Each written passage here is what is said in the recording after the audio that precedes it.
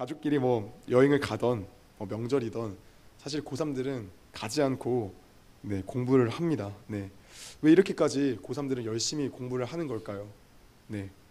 이유는 간단합니다. 이렇게 열심히 공부하면 좋은 대학에 갈 수 있다는 그 확신도 없는 그 약속 하나 때문에, 그 좋은 대학에 갈 수 있다는 그 조그만 약속 하나 때문에 열심히 공부를 하는 거죠. 요즘 사람들 또 여행을 굉장히 좋아합니다. 그렇죠. 대학생들이 돈을 모아서 한두 달 해외 여행을 다녀오는 경우를 굉장히 많이 봤습니다.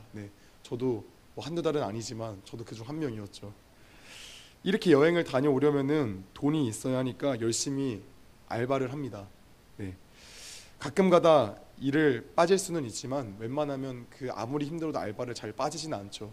그렇죠. 계속 전에 하던 대로 계속해서 일을 합니다. 왜일까요? 돈이 있어야 여행에 갈 수 있으니까요.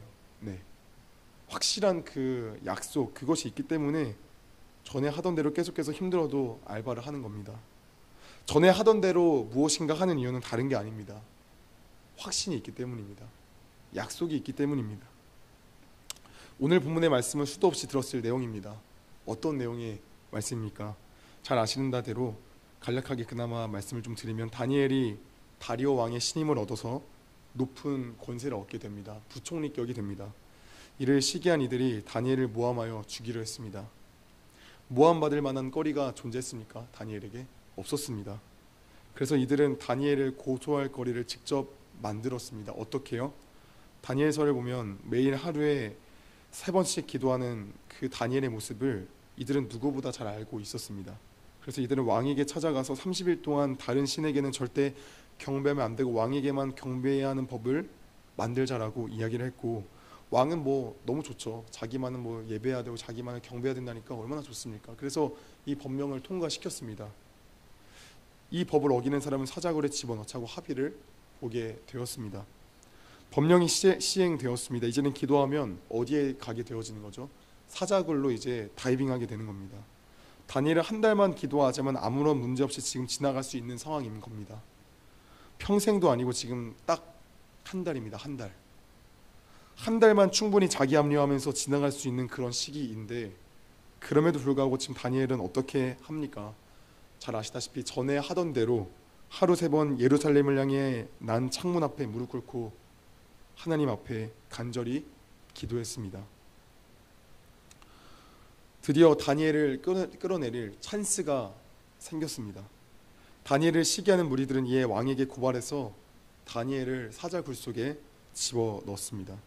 이후 이야기는 우리가 잘 아는 대로 하나님께서 천사를 보내 사자의 입을 봉하셨고, 다니엘은 그 안에서 편안하게 푹 시몬스 침대 마냥 자다 나왔고, 그리고 이제 다니엘을 시기하는 무리들이 오히려 사자굴 속에 던져져서 사자밥이 되었다는 그런 아름다운 이야기입니다. 교회 다니는 사람이라면 누구나 한 번쯤은 들어봤을 법한 내용입니다. 그런데 이렇게 잘 아는 말씀임에도 저는 개인적으로 오랜 시간 풀리지 않던 내용들이 있었습니다. 그래서 사실 저는 이 말씀을 되게 오랫동안 묵상을 좀 했었습니다. 제가 이 말씀을 묵상했던 게 아마 작년 말쯤이었던 것 같아요. 되게 오랫동안 이 말씀을 가지고 왜 그럴까 한 번씩 이렇게 생각을 많이 했던 것 같습니다. 그 말씀이 바로 오늘 본문 10절의 말씀입니다. 오늘 10절의 말씀 같이 한번 좀 읽어보면 좋겠습니다. 같이 한번 읽겠습니다. 다니엘이 이 조서에 왕의 도장이 찍힌 것을 알고도 자기 집에 돌아가서는 윗방에 올라가 예루살렘으로 향한 창문을 열고 전에 하던 대로 하루 3번씩 무릎을 꿇고 기도하며, 아멘. 항상 이 말씀을 저는 묵상하면서 퀘스천 마크가 있었습니다. 다니엘은 어떤 마음으로 전에 하던 대로 기도했던 걸까? 다니엘은 이 죽을 위기 가운데서 왜 전에 하던 대로 계속해서 기도했던 걸까? 여러분의 생각은 어떠하십니까? 왜 다니엘은 전에 하던 대로 기도했던 것이고 어떤 마음으로 전에 하던 대로 기도했던 걸까요? 어떻게 다니엘은 그렇게 했던 걸까요? 성경을 읽다 보면 자주 반복되어지는 구조가 있죠. 죄, 징계, 회개, 구원, 이 사이클이 성경을 읽다 보면 계속해서 반복되어지는 것을 우리가 확인할 수 있습니다. 특히나 구약 성경에서는 이것이 계속해서 나타나는 구조인데, 특별히 사사기에서 정말 많이 나오고 또 이스라엘 역사 가운데서도 꾸준하게 나타납니다. 출애굽 여정부터 사실은 이러했습니다. 출애굽 여정이 어떠하였죠? 이스라엘 백성들이 출애굽 하나님의 은혜로 말미암아 출애굽을 하게 되었습니다. 하나님의 은혜로 만나도 먹고 메추라기도 먹고 물에서 반석에서 물도 나오고 그런 은혜를 누렸는데, 그리고 그들이 하나님과 언약을 맺어서 언약 백성이 되었는데 그들이 했던 게 무엇이죠? 놀랍게도 민수기 11장 말씀을 보면 그들은 나오자마자 하나님을 원망했습니다. 그들은 똑같이 만나와 메추라기를 놓고 하나님을 원망했고, 그리고 또 다베라 하나님께 또 원망했고, 그 다음에 또 이어서 가데스 바네아에 가면은 이스라엘 백성들이 완전히 하나님께 돌아서는 그런 장면들이 나타납니다. 그래서 하나님께서는 그 이스라엘 백성들을 어떻게 하셨습니까? 광야에 다 묻어버리시고 그의 20세 이하의 자녀들만, 출애굽 2세대들만 광야로 데리고 가셨습니다. 여기서 나타나는 구조가 죄, 징계, 회개, 구원의 사이클인 거죠. 또 이 출애굽 이후에도 이 사이클은 또 반복되어졌습니다. 앞서 말한 대로 사사기에서도 반복되어졌고, 그 다음에 이스라엘 백성들이 가나안 땅에서 이제 한 나라 왕이 세워지는 그 왕정 국가가 되었을 그때에도 똑같이 이 사이클은 반복되었습니다. 나라가 분열되어지고 선지자들은 계속해서 북이스라엘과 남유다를 향해 외쳤습니다. 너희가 회개해야 된다. 너희 지금 이 상태로 가면 안 된다. 이사야가 외쳤고, 예레미야가 외쳤고, 에스겔이 외쳤고, 호세아가 외쳤고, 요엘이 외쳤고, 온갖 선지자들이 다 외쳤습니다. 회개해야 된다. 이러면 안 된다. 그러나 이스라엘 백성들이 어떻게 반응했습니까? 그들은 듣지 않았습니다. 계속해서 거절했습니다. 그들은 여전히 음란한 여인과도 같이 바알과 아세라를 향해, 온갖 이방신을 향해 달려갔고 자신의 몸을 다 거기에 내어줬습니다. 하나님께서는 그래서 이 이스라엘 백성들을 마찬가지로 이 사이클을 가지고, 죄, 징계, 회개, 구원의 사이클을 가지고 이들을 징계하셨습니다. 어떻게 징계하셨죠? 사사시대에는 이스라엘 백성들이 이방 나라에 잡혀가 고통당하는 징계를 허락하셨고, 그 다음에 이 분열 왕국 시대에는 북이스라엘은 아수르의 처참히 짓밟혀 나라가 아예 사라져버리는 징계를 허락하셨고, 그 다음 남유다는 바벨론이라는 나라에 의해 성전이 무너지고 성벽이 무너지고 수많은 이들이 포로로 끌려가는 그런 징계를 허락을 하셨습니다. 바벨론 포로기의 역사는 이 죄, 징계, 회개, 구원의 사이클에 들어가는 이 징계에 해당하는 부분입니다. 하나님께서 이스라엘 백성을 사랑하셨기 때문에 그들에게 징계하셨기에 그들을 바벨론 포로로 허락하셨던 겁니다. 자, 근데 이 포로로 끌려가는 이들 가운데 누가 속해 있었죠? 네, 잘 아시는 대로 다니엘과 세 친구들 여기에 포함되어 있었습니다. 이 다니엘서는 이런 배경에서 진행이 되어지는데, 다니엘서를 우리가 읽을 때마다 우리가 자주 하는 그 범하는 실수가 있죠. 네, 무엇이라고 말씀드렸었죠 그때?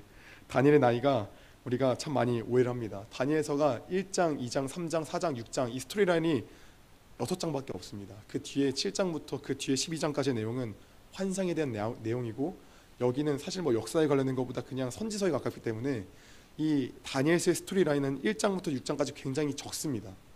그래서 이 1장부터 6장까지의 이 기록이 되게 작다 보니까 우리는 날마다 어떤 실수를 하냐면은 한 장 넘길 때마다 다니엘이 그냥 나이가 뭐 한 살 먹었겠지, 뭐 2살 먹었겠지, 이 정도로만 우리가 인식을 합니다. 그런데 다니엘서는 알고 보면 1장, 2장, 3장 한 장 한 장 넘길 때마다 다니엘의 나이가 굉장히 심하게 바뀝니다. 한번 다니엘서 1장부터 6장까지 나이 차이가 얼마나 나는지 좀 우리가 확인을 해보겠습니다. 다니엘서 1장 1절부터 1장 1절과 4절 말씀을 좀 읽어보겠습니다. 먼저 1절 말씀 먼저 읽겠습니다. 유다 왕 여호야김이 다스린 지 3년이 되는 해에 바벨론 왕 느부갓네살이 예루살렘에 이르러 성을 에워쌌더니, 아멘. 이때 연도가 주전 606년에서 605년경에 해당합니다. 다니엘서 1장 4절 말씀 또 읽어보겠습니다.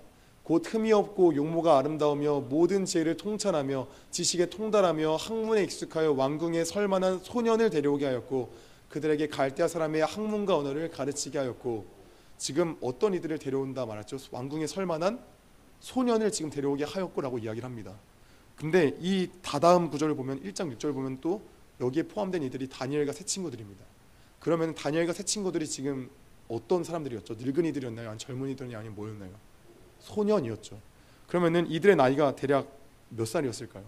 뭐 대략적으로 뭐 끼케봤자 10대 20대였겠죠. 그래야 소년이었겠죠. 네. 그렇다면 오늘 본문의 다니엘의 이 나이는 어떠할까요? 오늘 본문의 시간적 배경인 다니엘서 5장 31절로 좀 가보도록 하겠습니다. 함께 읽습니다. 메대 사람 다리오가 나라를 얻었는데 그때 다리오는 62세였더라. 아멘. 자, 이때 연도는 주전 539년경입니다. 자, 그럼 우리가 간단한 수학을 좀 해보도록 하겠습니다. 자, 다니엘이 지금 포로로 끌려온 연수가 대략 몇 년경입니까? 대략 606년이라고 치면은 539년이니까 대략 70년입니다. 대략 70년. 대략 약 70년입니다. 아까 다니엘의 나이가 최소 몇 살이라고 말씀드렸죠? 소년이니까 10대, 20대. 그러면은 최소 이 다니엘의 나이는 80에서 90의 노인인 겁니다. 자, 이런 배경에서 지금 우리가 오늘 본문 10절의 말씀을 좀 같이 봐보겠습니다. 이런 배경에서 오늘 10절의 말씀을 보면은 오늘 10절의 가장 주요한 키워드가 무엇이죠? 전에 하던 대로이죠. 성도님들, 이 전에 하던 대로, 과연 이 전에 하던 대로가 몇 년을 이야기하는 걸까요? 1, 2년 정도 하고 나서 이제 전에 하던 대로 했다고 이야기할까요? 아니면 뭐 5년, 10년 정도를 이야기하는 걸까요? 제 생각엔 다니엘은 포로로 잡혀온 시점부터 최소 70년 동안은 기도했을 겁니다. 너무 이것이 억측이라고 이야기할 수는 있습니다. 그러나 제가 근거를 좀 대보겠습니다. 열왕기상 8장 35절부터 36절 말씀을 또 같이 읽어보도록 하겠습니다. 함께 이 말씀 읽겠습니다. 시작. 또 그들이 주님께 죄를 지어서 그 벌로 주님께서 하늘을 닫고 비를 내려주시지 않을 때에라도 그들이 이곳을 바라보며 기도하고 주님의 이름을 인정하고 그 죄에서 돌이키거든 주님께서 하늘에서 들으시고 주님의 종들과 주님의 백성 이스라엘의 죄를 용서해 주시고 그들이 살아갈 올바른 길을 그들에게 가르쳐 주시며 주님의 백성에게 유산으로 주신 주님의 땅에 비를 다시 내려 주십시오. 아멘. 이 말씀 그대로 좀 띄워주시면 감사하겠습니다. 이 말씀이 언제 선포된 말씀이었죠? 솔로몬이 성전을 다 완공하고 나서 백성들과 함께 제사 드리며 나아갈 때, 함께 기도하며 나아갈 때 솔로몬이 기도했던 내용입니다. 사실 솔로몬은 그 기도의 내용 가운데 무려 7번가량이나 이렇게 이야기합니다.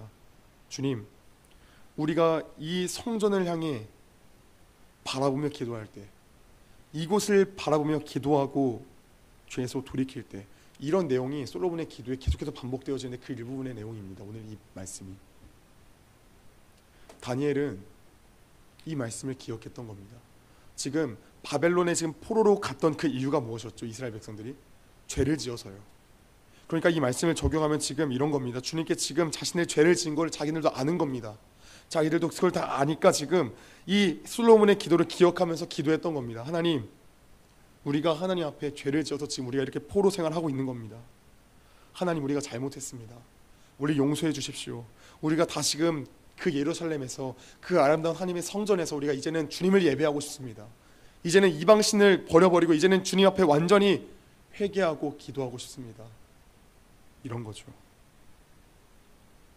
다니엘은 이 말씀을 기억하면서 우리 민족의 죄를 용서해 달라고 포로로 끌려온 그 시점부터 끊임없이 하나님께 기도했을 겁니다. 그런데 단순히 그냥 죄를 용서해 달라고만 기도했을까요? 저는 그렇게 생각하진 않습니다. 이 다니엘은 아마 무엇까지 기도했을 것이냐면, 주님, 우리 민족이 주님께서 은혜를 베푸셔서 다시금 돌아갈 그때에도 우리가 죄를 범하지 아니하고 끊임없이 하나님 앞에 바르게 살 수 있도록 도와주옵소서. 생각해 보세요. 여러분, 차별금지법 만약에 통과돼가지고 정말 말씀을 말씀답게 선포하지 못하고 믿는 이들마다 말씀 때문에, 예수 때문에 감옥에 들어간다 생각해 보세요. 그때 어떻게 기도하시겠습니까? 하나님, 이 나라의 민족이 여기까지 오게 된 거 우리의 죄 때문입니다. 그런데 주님, 불쌍히 여기시고 다시금 차별금지법 걷어가 주시고 우리가 다시금 이 죄를 저지르지 않을 수 있도록 은혜를 더해달라고 이렇게 기도하지 않을까요? 그러니까 다니엘은 70년 동안 끊임없이 이렇게 기도했던 겁니다. 그러니까 오늘 보면 10절에 이 전에 하던 대로의 무게는 최소 이 70년인 겁니다. 최소.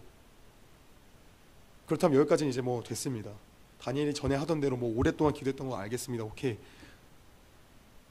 그런데 다니엘이 이 10절 말씀을 또 보시면은 그 말미에 뭐라 기록되어져 있냐면 그의 하나님께 감사하였더라라고 지금 기록이 되어져 있는데, 왜 다니엘은 감사했던 걸까요?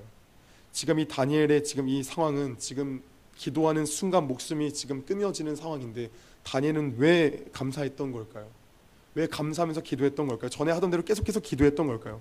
우리가 잘 생각해 보겠습니다. 예레미야서 25장 11절부터 12절 말씀을 함께 보도록 하겠습니다. 함께 이 말씀 읽도록 하겠습니다. 시작. 이 땅은 깡그리 끔찍한 폐허가 되고 이 땅에 살던 민족은 70년 동안 바벨로니아 왕을 섬길 것이다. 이렇게 70년이란 기한이 다 차면 내가 바벨로니아 왕과 그 민족과 바벨로니아 땅의 죄를 벌하며 그곳을 영원한 황무지로 만들어버리겠다. 나 주의 말이다. 아멘. 이 말씀은 예레미야 선지자에게 하나님께서 너희 포록이 몇 년 동안이냐면 70년 동안이다. 70년 동안 너희가 그 죄 가운데서 살다가 이제는 징계받다가 이제는 돌아올 것이다 라고 하나님께서 예레미야 선지자에게 분명히 말씀해 주신 예언의 말씀입니다. 여러분, 이 사실을 다니엘도 알고 있었을까요? 몰랐을까요? 알고 있었습니다. 왜냐하면 분명한 말씀의 증거가 있습니다. 다니엘서 9장 1절부터 2절 말씀을 또 같이 읽겠습니다. 다니엘서 9장 1절부터 2절 말씀 혹시 있습니까? 네, 있습니다. 다행이네요. 네. 가장 중요한데, 네, 감사합니다. 함께 있습니다. 시작. 메대 족속 아하수르의 아들 다리우스가 바빌로니아의 나라의 왕이 된 첫 해, 곧 그가 통치한 첫 해에 나 다니엘은 거룩한 책들을 공부하면서 주님께서 예레미야 예언자에게 하신 말씀, 곧 예루살렘에 70년 동안 황폐한 상태로 있을 것을 생각하여 보았다. 아멘. 여러분, 기억하셔야 됩니다. 이 다니엘서의 스토리 라인이 몇 장부터 몇 장까지나 말씀드렸죠? 1장부터 6장까지나 말씀드렸고 7장부터 12장까지는 또 어떤 내용이 담겨있다 말씀드렸죠? 그냥 환상에 대한 말씀드립니다. 그래서 다니엘서 7장의 내용을 보시면 7장에 1절에 이렇게 기록되어져 있습니다. 바벨론 벨사살 왕 원년에, 시간 순서가 지금 안 맞는 겁니다. 분명히 다니엘서 5장 31절 말씀을 읽었을 때에 그때 상황이 어떻게 되었죠? 그때는 메데 바사의 왕 다리오가 지금 나라를 얻었다라고 지금 5장 31절엔 기록이 되어져 있는데, 다니엘서 7장 1절의 말씀을 보시면 갑자기 멸망한 바벨론 벨사살 왕 1년에 라고 지금 이야기를 하고 있는 겁니다. 그러니까 내용을 정리하면 이런 겁니다. 지금 스토리라인이 안 맞는 겁니다. 다니엘서 1장부터 6장까지 시간 순서대로 되어 있는데 다니엘서 7장부터 12장까지 또 순서가 또 다시 앞에 온 겁니다. 그러니까 지금 순서는 지금 다니엘서 6장의 지금 시간과 그다음 다니엘서 9장의 내용이 지금 같은 겁니다. 같은 상황인 겁니다. 지금 내용을 정리하면 이런 겁니다. 다니엘은 예레미야 예언자에게 그 하셨던 말씀, 예루살렘이 70년 동안만 황폐한 상태로 있을 것이라는 그 말씀을 알았습니다. 그 거룩한 책들을 공부하면서 그 말씀들을 알았습니다. 그럼 다니엘의 마음이 어떠했을까요? 생각해 보세요. 지금 바벨론이 지금 멸망해서 지금 어느 나라가 들어섰죠? 메데 바사 페르시아라는 나라가 지금 들어섰어요. 지금 오늘 6장의 본문의 배경이 그러해요. 지금 들어서서 지금 나라가 멸망됐으니까 다니엘의 마음에 무엇이 기대가 됐을까요? 연수도 이제 70년이 다 찼어요. 그러니까 와 뭐지? 진짜 하나님이 약속을 성취하셨네. 진짜 뭔가 좀 조짐이 보이네. 진짜 이러다 우리 돌아가는 거 아닌가? 기대가 찼단 말이에요. 이제 하나님 말씀이 성취된다는 기쁨, 감격, 설렘이 이 마음에 막 충만해지는 거예요. 평생을 하나님께 간구하며 기도했습니다. 다니엘은 적어도 70년간의 그 기나긴 시간 동안 전에 하던 대로 계속해서 날마다 민족의 죄를 회개하며 기도했습니다. 하나님 용서해 주십시오. 그런데 진짜 그 하나님 약속의 말씀이 성취가 되는 그날이 오는 것 같은 거예요. 그러니까 다니엘은 감사했던 겁니다. 너무 감사했던 겁니다. 여러분 생각해 보세요. 그렇다면은 이때의 다니엘에게 있어서 자신을 죽이려고 덤벼드는 그 대적하는 세력들에게 방해가 대수였을까요? 크게 문제가 아니었겠죠. 왜냐하면 다니엘의 마음엔 늘 무엇이 있었냐면, 하나님 우리 민족의 죄를 용서하여 주옵소서. 우리가 죄를 지었습니다. 하나님께 이제 바르게 살고 싶습니다. 이 마음이 70년 동안 있었습니다. 그러니까 이제 곧 하나님의 약속이 이루어질 것 같은 그 상황인데 기도를 어떻게 멈출 수 있었겠습니까? 전에 하던 대로 기도할 수밖에 없었던 거죠. 하나님, 그 약속을 성취할 줄로 믿습니다. 하나님 포기하지 마시고 우리 민족 가운데 은혜를 더하여 주시옵소서 기도했겠죠. 실제로 여러분 어떻게 됩니까? 실제로 에스라서 1장 1절부터 4절 말씀을 보시면 갑자기 고레스 왕이, 페르시아의 그 고레스 왕이 갑자기 이야기를 하는 거예요. 너희 민족들, 너희 이스라엘 동포들 다 고국으로 돌아가라. 그러면서 더 놀라운 게 성전을 지으라고 모든 물건들을 다 지원해 주는 거예요. 말이 됩니까? 사랑하는 여러분, 다니엘은 전에 하던 대로 기도했던 그 이유는 하나님의 약속을 붙들고 기도했고 그 약속이 곧 임박할 상황 가운데 임했을 때에 너무 감사했었기에 죽을 위험 가운데 있을지라도 사단이, 대적들이 자신을 위협할지라도 거기에 개의치 않고 전에 하던 대로 감사하며 기도했던 것입니다. 사랑하는 여러분, 우리가 좀 이 말씀을 기억하면서 우리의 삶을 돌아봤으면 좋겠습니다. 우리의 삶은 무엇을 붙들고 기도하고 있습니까? 무엇을 붙잡고 기도하고 있습니까? 다니엘은 열왕기상 8장 35절부터 36절의 말씀과 예레미야서 25장의 말씀을 붙잡고 기도했습니다. 하나님께서 이 약속을 분명히 지키실 것이다. 여러분, 당장에 우리가 다니엘서 6장 말씀을 볼 때는 당연히 그 70년의 기한이 거의 다 찼으니까 이제는 확신이 뭔가 드는 느낌이 드니까 이제는 뭔가 좀 기도할 것 같지만 다니엘은 그때부터 기도한 게 아니라니까요. 다니엘은 언제부터 기도했다고요? 70년 전부터 계속해서 기도해 왔다고요. 전에 하던 대로 계속해서 기도했다고요. 그러니까 다니엘은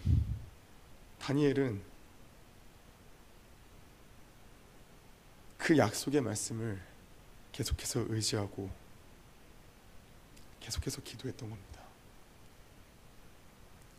우리는 어떻죠? 우리는 무엇을 붙잡고 기도하고 있죠? 다니엘은 눈에 보이지 않아도 눈의 현실에 지금 뭔가 하나님 말씀이 이루어지지 않을 것 같은 그런 눈에 보이지 않은 상황 가운데서 끊임없이 기도했는데 우리는 무엇을 붙잡고 기도하고 있죠? 똑같아요. 다니엘도 똑같고 우리도 똑같아요. 우리도 눈에 보여지는 건 아무것도 없습니다. 그런데 우리는 무엇을 붙잡고 기도하고 있습니까?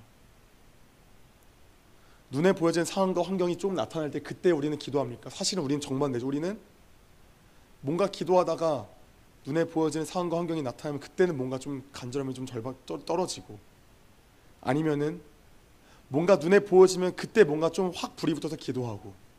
그럼 우리의 기도는 어떠하죠? 다니엘은 어떻다고요? 다니엘은 약속의 말씀을 붙잡으면서 전에 하던 대로 눈에 보이지 않을지라도 계속해서 기도하고 또 기도했다고요. 사랑하는 여러분, 우리가 기억하면 좋겠습니다. 주님의 약속의 말씀을 붙잡아 나아갈 때에, 분명히 약속의 말씀을 붙잡아 나아갈 때 하나님은 그 약속을 이루실 겁니다. 그런데 그 약속까지 여러분은 어떻게 견디실 겁니까? 그 견디는 방법은 딱 하나밖에 없습니다. 기도밖에 없습니다. 로마서 5장 말씀을 보시면 환난은 인내는, 인내는 연단을, 연단은 소망을 이룬다 라는 말씀 잘 알고 계시지요. 그 소망을 어떻게 이루며 나아가겠습니까? 그 환난을 어떻게 견디겠습니까? 어떻게 그 환난 가운데 인내할 수 있겠습니까? 어떻게 다니엘이 그 포로기 가운데 70년 동안 어떻게 견딜 수 있었겠습니까? 기도죠. 기도하는 것이죠. 기도함으로 견디는 것이죠. 사랑하는 여러분, 오늘 말씀에서 말씀드리고자 하는 포인트는 딱 두 가지입니다. 무엇을 붙잡고 기도하고 계십니까? 무엇을 붙잡고 기도하고 계십니까? 말씀을 붙잡고 계시다면 어떤 말씀을 붙잡고 기도하고 계십니까? 또 기도 가운데 견디고 계십니까? 기도하며 이 상황들을 타개하기 위해 정말 이 상황들을 내가 견딜 수가 없기 때문에 기도하고 계십니까? 간절히 전에 하던 대로 기도하고 계십니까? 우리는 기억해야 되는 것이 무엇이냐면 전에 하던 대로 기도하는 게 없다면 그 이유가 없습니다. 오늘 기도하지 않으면 그 다음에 미래에서 전에 하던 대로라는 그 단어가 나올 수가 없습니다. 우리가 무엇을 해야 됩니까? 전에 하던 대로 오늘부터 우리는 기도하고 말씀을 붙잡고 우리는 승리해야 됩니다. 제가 날마다 말씀을 붙잡는 그 말씀이 딱 하나가 있습니다.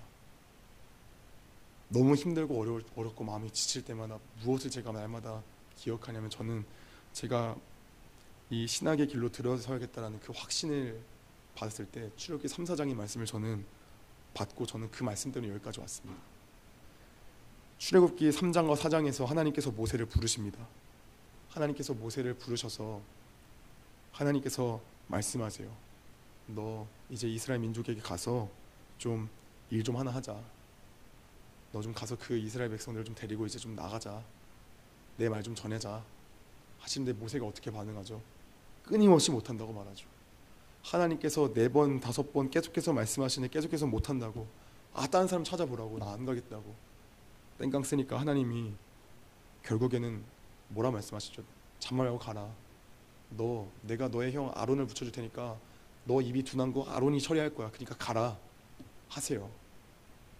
그런데 여러분, 결국 모세가 갔잖아요. 그렇죠? 전 처음에 이 말씀 붙잡고 전 되게 은혜 받았거든요. 왜냐하면 저는 할 수 없지만 하나님께서 주위 사람을 통해서라도 일하시겠구나, 도와주겠구나라는 생각하면서 저기까지 왔거든요. 그런데 저는 이 말씀을 붙잡고 여기까지 왔는데, 제가 이 말씀을 붙잡고 살아내 보니까 사실 모세도 보니까 민수기 20장에 아론이 죽거든요. 근데 신명기의 말씀이 어떤 말씀이죠? 모세의 세편 설교잖아요. 그렇죠?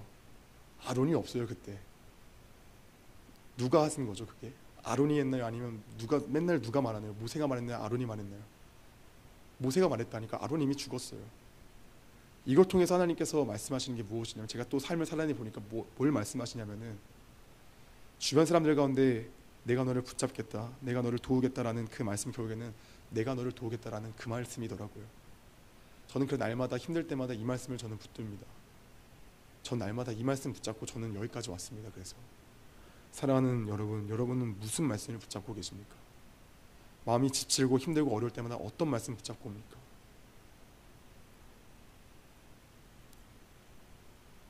물론 제가 이 말씀만 붙잡고 나머지 평일날에 그 말씀 묵상을 그냥 저버린다는 뜻은 아닙니다. 날마다 그 말씀이 힘이 되어져서 그 말씀을 이렇게 또 묶어주는 그 말씀이죠. 여러분, 어떤 말씀 붙잡고 기도하고 계십니까? 견디고 계십니까?